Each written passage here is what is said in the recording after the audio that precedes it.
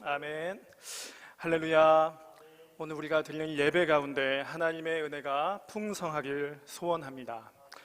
여러분께서는 편지를 많이 보내보셨습니까? 편지를 주고받은 적이 마지막으로 언제신가요?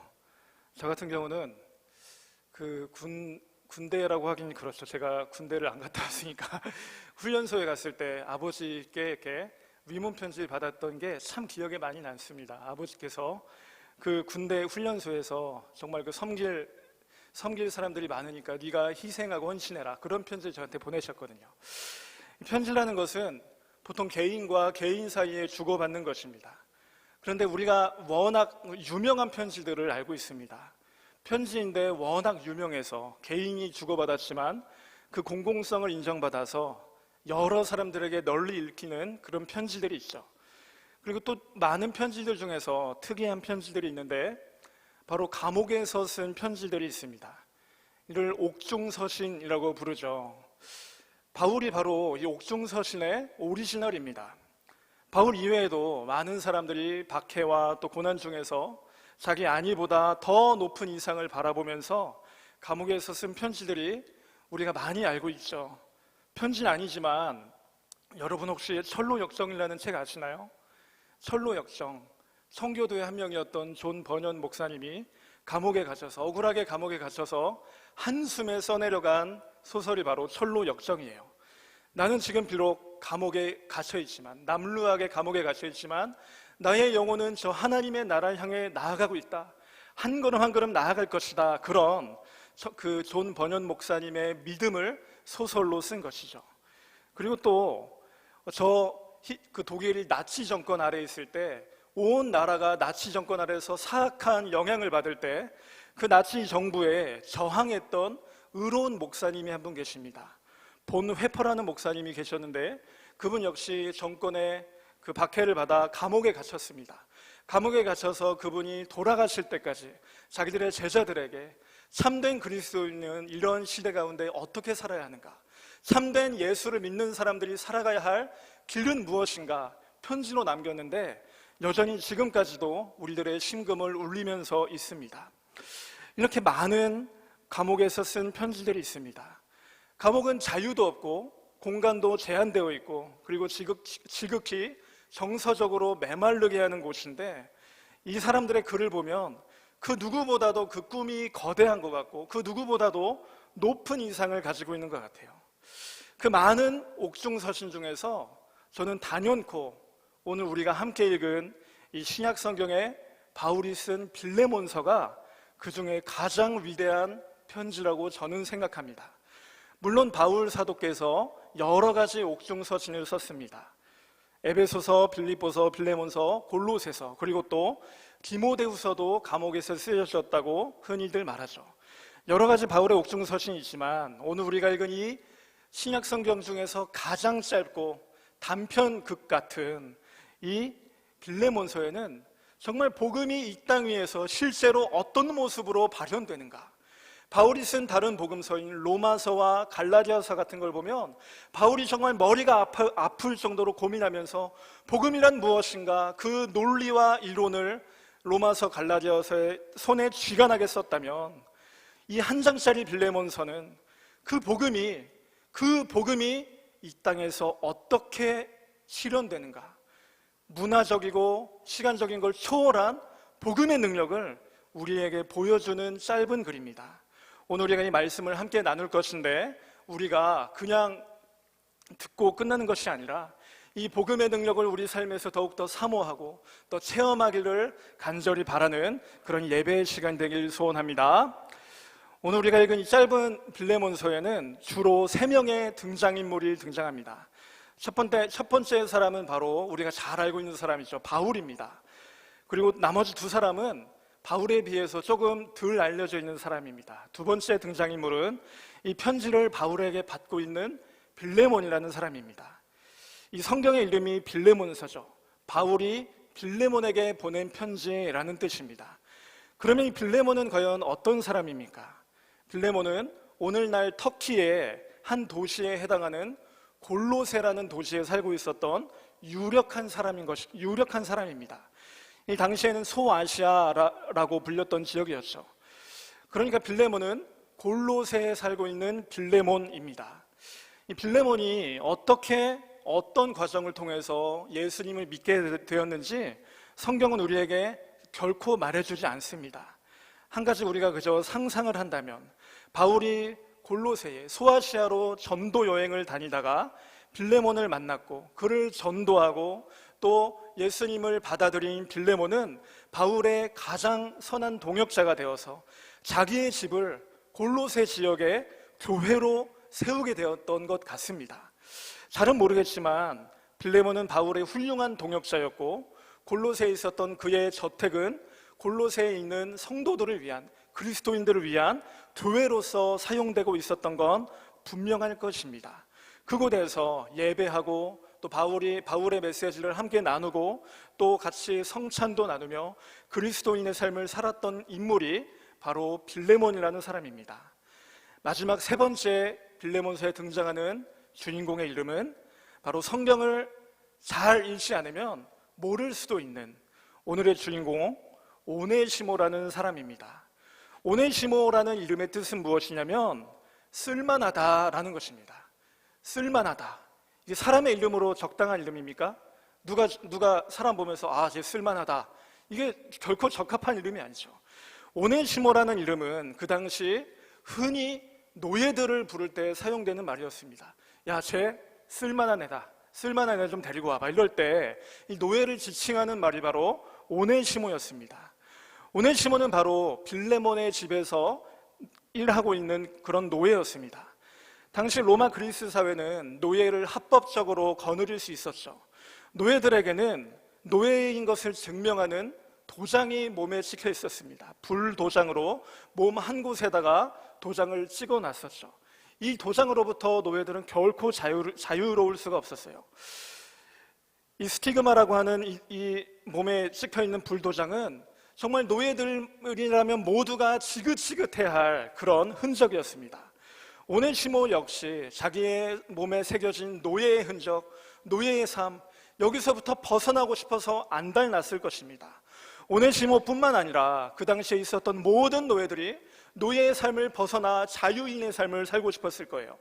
그러던 어느 날 오네시모의 주인인 빌레몬이 그의 종교를 개종하고 자기의 집을 교회로 세우는 것을 오네시모는 보게 됩니다. 빌레몬의 집은 가정교회였습니다. 집인데 교회의 역할도 하고 있었습니다.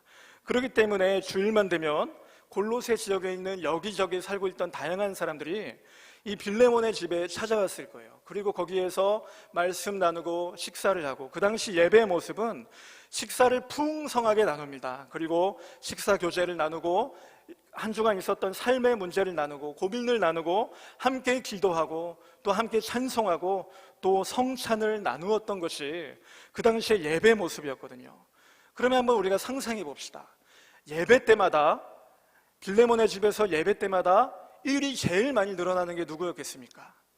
물론 빌레몬이 일이 많아지겠지만 실상 빌레몬보다 더 바빠지는 사람은 바로 오네시모였을지도 모릅니다. 그 집에, 그 가정의 노예로서 처음 보는 사람들을 위해서 시중을 들어야 했고, 처음 보는 사람들을 위해서 음식 대접과 여러 가지 허드렛 일을 감당해야 되기 때문에 그렇죠. 오네시모 입장에선 저 예수 믿는다는 사람들이 모여서 예배하는 날이 가장 바쁘고 힘든 날인 거예요. 음식도 많이 차려야 했고 심부름도 2배로 늘어났습니다. 게다가 바울 서신의 내용을 우리가 전체적으로 보면 바울이 가장 많이 사용하고 가장 많이 등장하는 그의 신학의 주제가 뭐냐면 자유예요. 그리스도인의 자유. 과거에는 율법의 종이었지만 이제 예수님으로 말미암아 우리는 자유롭게 됐다. 이게 바울의 주된 논법이었습니다. 마찬가지로 이 골로새 교회에서도 서로 대화를 하면서 이 자유에 대해서 얘기를 많이 했을 거예요. 과거엔 내가 이 세상에 속해서 세상에 종된 삶을 살았지만 이제 내가 자유로운 삶이 됐다. 내가 참된 자유를 알았다. 라고 서로 그렇게 간증하는 모습을 뒤에서 들으면서 가장 마음이 아팠던 사람은 어쩌면 오네시모였을 수도 있습니다. 저들은 자유에 대해서 그렇게 기쁘게 말하지만 아이러니하게도 노예로서 아무런 자유가 없는 오네시모는 자신의 삶에 자괴감을 느꼈을지도 모르겠습니다. 어느 날 오네시모는 극단적인 생각을 하게 됩니다. 자기는 이 가정을 위해서 할 만큼 했다 생각한 것이죠. 이 집을 떠나 도망가기로 마음먹었습니다. 그냥 가는 게 아니라 챙길 만큼 챙겨서 가져가겠다고 생각한 것 같습니다. 그래서 주인인 빌레몬 몰래 그의 재산을 어느 정도 훔쳐서 달아나게 됩니다. 어디로 도망갈까 고민하던 그는 모든 길은 로마로 통한다는 고대 격언처럼 저 대도시, 저 무수히 사람이 많은 로마에 가서 아무도 나를 모르는, 나의 몸에 불도장이 찍힌 걸 모르는 그 로마로 가서 내가 제2의 인생을 살아보자. 거기에서 한번 성공해서 노예가 아니라, 오네시모란 이름이 아니라 다른 이름으로 떵떵거리며 살아보자. 그렇게 결심하게 됩니다. 우리나라에도 현대 정주영 회장님이 소판돈 가지고 도망갔다고 했었나요? 완전히 똑같은 마음이었던 것 같아요. 오네시모도 훔친 돈을 가지고 나를 아무도 알지 못하는 저 로마로 가자 해서 로마로 가게 되는 것입니다. 그런데 로마에 온 오네시모는 전혀 뜻밖의 인물을 만나게 됐습니다. 그가 만난 사람이 누구냐면 로마 감옥에 갇혀 있었던 사도 바울을 그가 만나게 된 것입니다. 오네시모와, 도망간 노예 오네시모와 사도 바울이 어떻게 만나게 됐는지 성경은 우리에게 결코 가르쳐주지 않습니다. 하지만 분명한 것은 오네시모는 바울을 만나서 그리스도인으로 변화되었다는 것입니다. 오늘 우리가 읽은 말씀 10절 말씀을 다시 한번 보시면 10절 말씀에 이렇게 말씀합니다. 갇힌 중에서 낳은 아들 오네시모를 위하여 내게 간구하노라 라고 합니다. 바울은 감옥에 갇힌 상태에서 오네시모를 만났고 오네시모와 정기적으로 교제하는 가운데 오네시모에게 복음을 전한 것 같습니다. 참 이상한 일입니다. 바울은 분명히 감옥에 갇혀 있다고 하는데 어떻게 그가 오네시모를 만날 수가 있었을까요? 그리고 오네시모에게 복음을 전할 수 있었던 어떤 비결은 무엇일까요? 우리가 여기에서도 조금 상상을 해야 되는데 로마에 간 오네시모는 자유를 찾아서 로마로 갔지만 결코 자유롭지 못했습니다. 그가 원하던 자유를 누리지 못하며 하룻밤 극도의 불안감에 쫓겨 살았을 것입니다. 우리나라에도 예전에 추노라는 드라마 했었는데 여러분 보신 적 있으신가요? 장혁이라는 배우가 나와서 열연을 했던 그런 드라마인데 도망간 노예를 잡아오는 것입니다. 도망간 노예를 잡아서 저는 사실 드라마를 안 봤는데 이 고대 로마 그리스 사회에서는 노예들을 잡으면 관습적으로 사형이고 사형을 당하지 않아도 모진 고문을 당해서 일상생활을 살아갈 수 없는 것이 당시 도망친 노예들에게 정해진 그런 형벌이었습니다. 이 형벌이 있는 것을 알고 있는 오네시모는 그 사람들이 수많은 사람들이 있는 로마에서도 결코 자유로운 삶을 살 수 없었던 것이죠. 언제 누가 나를 잡으러 올까? 언제 주인 빌레몬이 나를 잡으라고 사람을 보낼까? 밤잠도 설치면서 조그만 소리에도 민감하게 반응하며 살아갔을 것입니다. 그의 몸에 새겨진 노예의 흔적 때문에 그가 변변치 않은 직업을 얻을 수 있었을까요? 가는 곳마다 쫓겨나고 가는 곳마다 차별당하면서 그 자기 몸에 새겨진 노예의 흔적에서 결코 자유로울 수가 없었습니다.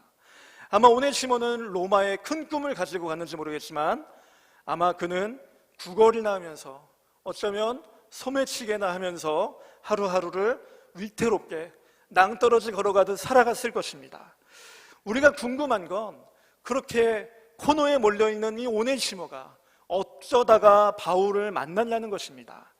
하지만 거기에 대해서 성경은 전혀 우리에게 힌트를 주지 않고 있습니다. 어떤 학자는 오네시모가 소매치기 하다가 잡혀서 감옥에 갇혔고 거기에서 바울을 만났다라고 주장하지만 이 오네시모는 도망친 노예였기 때문에 소매치기 하다가 잡히면 단순하게 감옥에 갇히는 걸로 끝나지 않았을 것입니다. 그게 아니라면 과연 오네시모는 어떻게 바울을 만나게 되었을까요? 사도행전 맨 마지막에 보시면 사도행전 맨 마지막 28장에 바울이 로마로 가는 장면으로 끝이 납니다. 바울이 로마에 가서 이제 황제에게 재판을 받기 위해서 대기를 하는 장면이 나오는데 거기에 분명 바울은 감옥에 갇혔다고 기록되지만 바울이 감옥에 갇혀서 풀이 죽어 있는 게 아니라 신나게 복음을 전하는 장면으로 사도행전이 끝나거든요.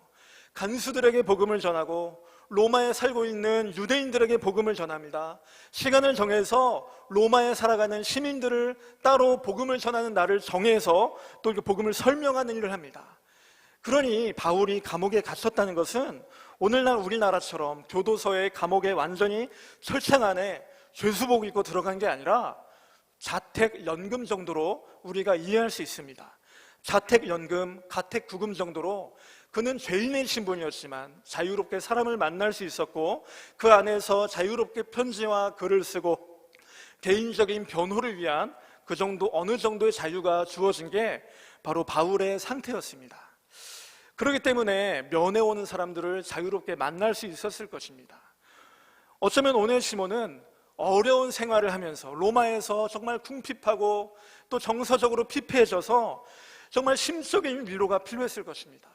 그는 정말 그 정신이 끝까지 간 상태였습니다. 그러던 중 그는 바울에 대한 소식을 들었을 것 같아요. 어쩌면 그는 과거에 빌레몬을 찾아온 바울을 눈으로 봤을 수도 있습니다. 그리고 그러던 중 그는 바울에 대한 소식을 듣고 바울을 찾아갔을 것입니다. 바울을 찾아가자 많은 사람들이 이미 바울과 복음에 대한 이야기를 나누고 있습니다. 그런데 오네시모가 바울을 자세히 보니 가택구금을 당해서 자유를 빼앗긴 채 죄인의 신분으로 구속돼야 되는 바울의 상태가 지금 저 감옥 밖에 있는 오네시모 자신보다 더 자유롭게 사는 것을 오네시모는 발견한 것입니다. 지금 오네시모는 그토록 원했던 자유를 자기가 얻고 나서 아이러니하게도 지금 누구보다도 극도로 불안한 상태에 떨며 살아가고 있습니다.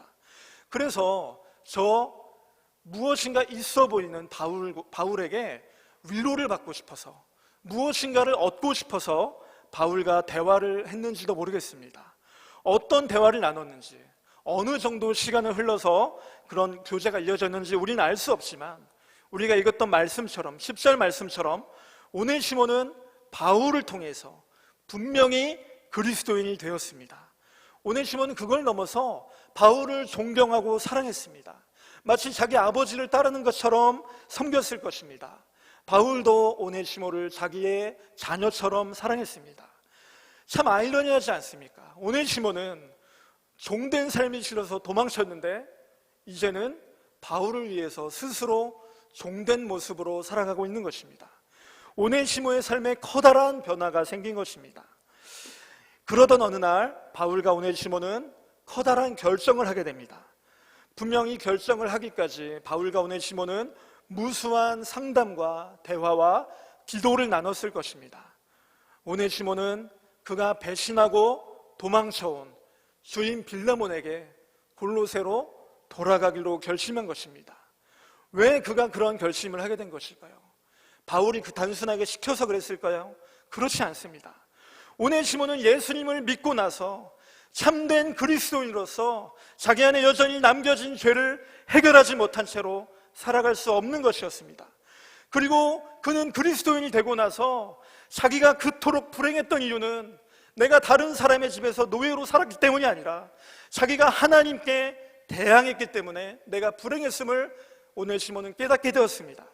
자기의 불행이 자기의 사회적인 조건 때문이 아니라 자기의 영적인 상태 때문에 자기의 영적인 상태가 죄악에 사로잡혀 있었기 때문에 이것을 해결하지 않고는 내가 그리스도인으로서 참된 자유를 누리지 못함을 오네시모는 깨닫게 된 것입니다. 그래서 자기에게 주어진 이 복음의 자유, 자기에게 주어진 예수 그리스도의 은혜, 값싼 은혜로 사용하지 않기 위해서 그는 목숨을 걸고 골로새에 있는 빌레몬의 집으로 돌아가게 된 것입니다. 바울은 빌레몬에게 편지를 쥐어주면서 두 편의 편지를 쥐어주면서 오네시모의 손에 들려줍니다. 그리고 로마에 있던 그리스도인 중 한 명이었던 두기고와 이 오네시모를 다시 골로새 빌레몬으로 보내게 되죠. 오네시모가 바울이 자기 손에 쥐어준 이 편지, 우리가 오늘 읽은 이 빌레몬서를 읽어봤을까요? 안 읽어봤을까요? 오네시모가 이제 다시 골로새로 돌아가면서 아마 그 당시 편지는 이렇게 인을 찍어서 봉인하는데 여러분 생각엔 어떠실까요? 읽어봤을까요? 안 읽어봤을까요? 오네시모가. 저는 읽어봤을 거라고 확신합니다. 중간에 뜯어서 대체 이 바울 선생님이 우리 주인한테 뭐라고 썼을까? 근데 거기에 내용이 보면 11절 말씀을 우리 다 같이 한번 볼까요? 우리 11절 말씀 함께 읽어보겠습니다. 시작. 그가 전에는 내게 무익하였으나 이제는 나와 내게 유익함으로 라고 바울이 빌레몬에게 썼습니다. 이 부분을 읽으면서 아마 오네시모는 한박 웃음을 지었을 것 같아요. 오네시모라는 이름의 의미는 쓸모 있다라는 뜻이었습니다. 쓸만하다. 그런데 실상 오네시모는 빌레몬에게 쓸모없는 사람이었습니다. 하지만 그런 쓸모없었던 사람이 이제는 그리스도 안에서 변화되어서 참된 쓸모 있는 사람이 되어서 유용한 사람이 되어서 너에게 돌아가고 있다라고 한 이 유쾌한 편지를 들고 이 오네시모는 그리고 두기고는 먼 길을 걸어가고 있습니다. 로마에서 골로새까지 가는 길은 제법 멀었습니다. 걸어서 가고 또 배를 타고 가고 배에서 내려서 50km나 되는 거리를 걸어가야만 했습니다. 오네시모는 이 길을 예전에도 걸어온 적이 있었죠. 그 당시에 오네시모의 마음은 분노와 두려움에 가득한 채 그 길을 걸어갔습니다. 하지만 지금 오네시모의 마음은 그 어느 때보다 가볍고 확신이 있습니다. 마침내 오네시모의 눈에 익숙한 동네의 풍경이 등장하고 골로새 중심부로 들어왔습니다. 빌레몬의 집 앞에 서게 되었습니다. 오네시모가 문을 두드렸습니다. 빌레몬의 아들 아키뽀가 문을 열었을 거예요. 아키뽀가 문을 열면서 누구세요 하면서 문을 열 때 그는 아마 황당한 표정으로 자기들 앞에 도망간 노예가 다시 돌아온 그 모습을 보고 오네시모가 돌아왔어요 하고 소리 질렀을 것입니다. 그 소리를 듣고 빌레몬과 그의 아내 아비아가 집 밖으로 나왔을 것입니다. 아마 경계심도 가지고 그가 훔쳐간 돈에 대한 생각을 하고 있었을지도 모르겠습니다. 하지만 이 빌레몬의 가정에 있었던 가장 큰 감정은 놀라움이었을 것 같아요. 돈을 훔쳐 달아갔던 노예가 자기 발로 다시 돌아온 것입니다. 이런 일은 있을 수가 없습니다. 게다가 그들 기억에 무뚝뚝하고 항상 뭔가 모를 불만에 가득 차 있었던 오네시모의 얼굴이 완전히 변해 있습니다. 그의 삶이 완전히 달라진 것 같습니다.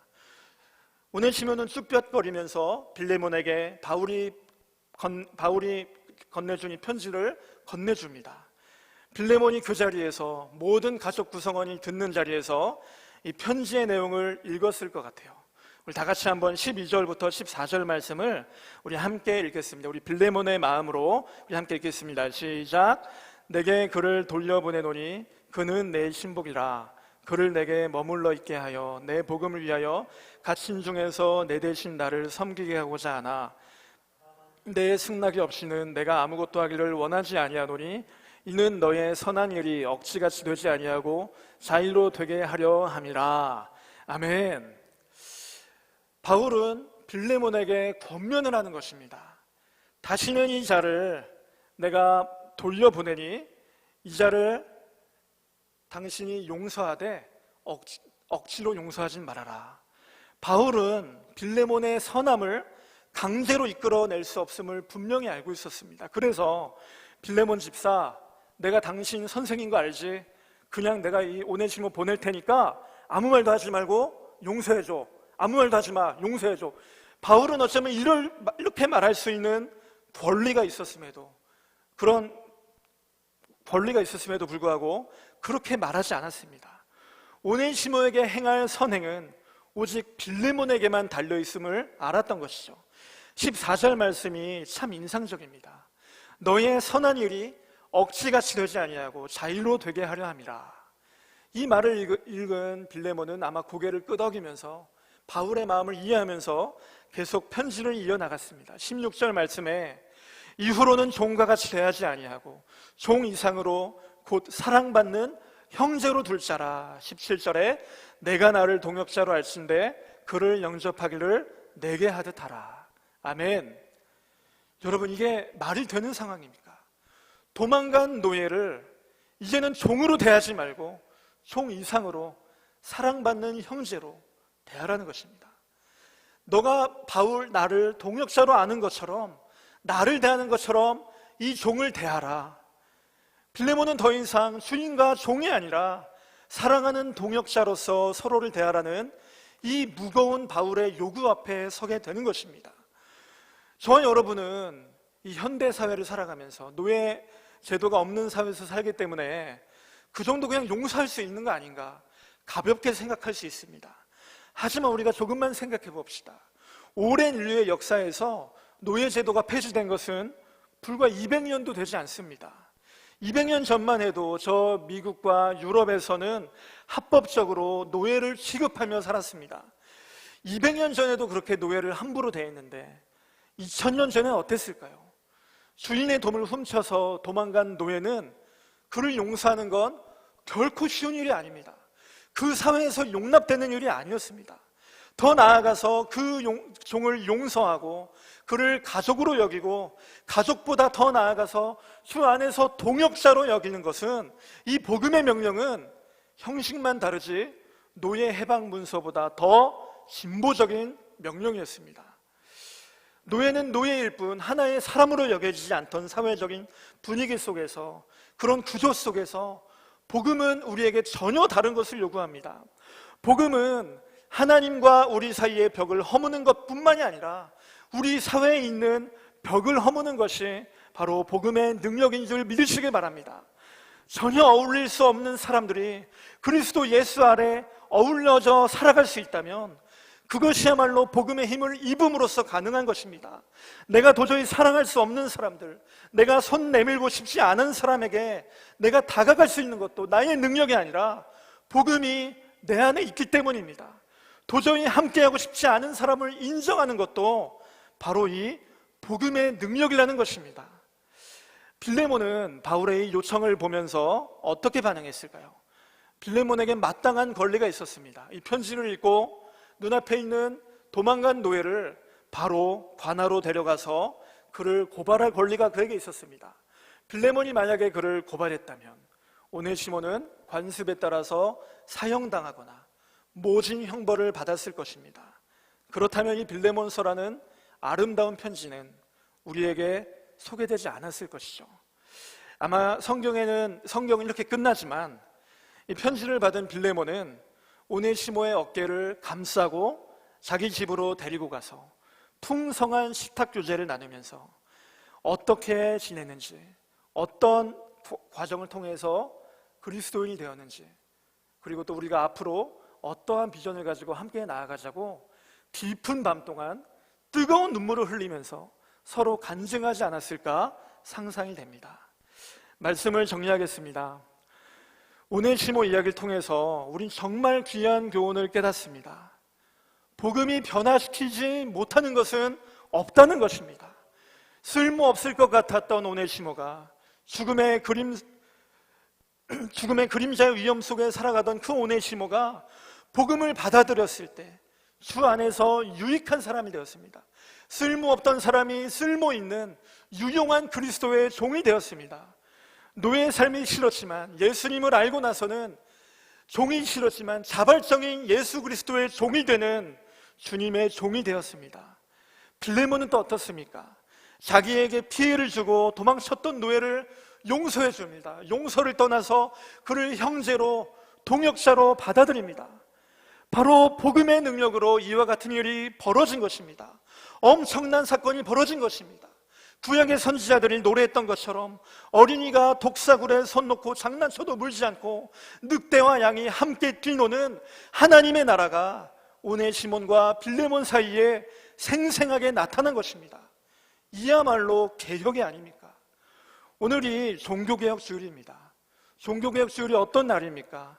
저 서슬퍼런 교황과 국가의 칼날 앞에서도 마틴 루터는 나는 당신들을 두렵지 않다, 하나님이 더 두렵다 해서 하나님 말씀에 따라서 교황을 두려워하지 않고 이룬 일들이 바로 종교개혁입니다. 교황이 마틴 루터를 파문하면서 문서를 여러 가지 보내요. 당시 교황에 의해서 작성된 문서는 성경과 동일한 권위를 가졌습니다. 거기에 마틴 루터는 파문이다 라고 써놨는데 마틴 루터가 어떻게 하는지 아세요? 모든 사람들이 보는 앞에서 교황의 문서를 불태워버려요. 나 두렵지 않다는 것입니다. 내가 두려운 것은 하나님이라는 것이죠. 마틴 루터가 그렇게 할 수 있었던 이유가 무엇입니까? 진실한 복음이 자기 안에 있기 때문에 그래요. 복음이 내 안에 있기 때문에 이 세상의 걸림돌이 내 앞에 문제가 되지 않는다는 것이죠. 불가능이 가능하게 된다는 것입니다. 이것보다 더 큰 개혁이 오늘 우리가 읽은 오네시모 이야기라는 것이에요. 아무 쓸모없었던 사람이 주 안에서 복음으로 다시 태어나게 됩니다. 도망간 노예를 용서하고 가족으로 받아들이고 동역자로 인정해주게 됩니다. 불가능한 일들이 복음으로 가능하게 된 것입니다. 이게 바로 복음의 능력인 줄 믿습니다. 오늘 이 말씀에 비추어서 우리의 삶을 한번 돌이켜보기 원합니다. 여러분께서 이 복음의 능력을 체험하고 살아가고 계십니까? 복음의 은혜에 비친 채로 살아가고 계십니까? 복음의 은혜 안에 살아가고 있다고 하지만 혹시 우리 안에 내 힘으로 안 되는 일 때문에 아둥바둥거리고 계신 것은 아닙니까? 여전히 내 안에 사랑할 수 없는 사람이 있고 여전히 인정하기 싫은 사람이 있는 것은 아닙니까?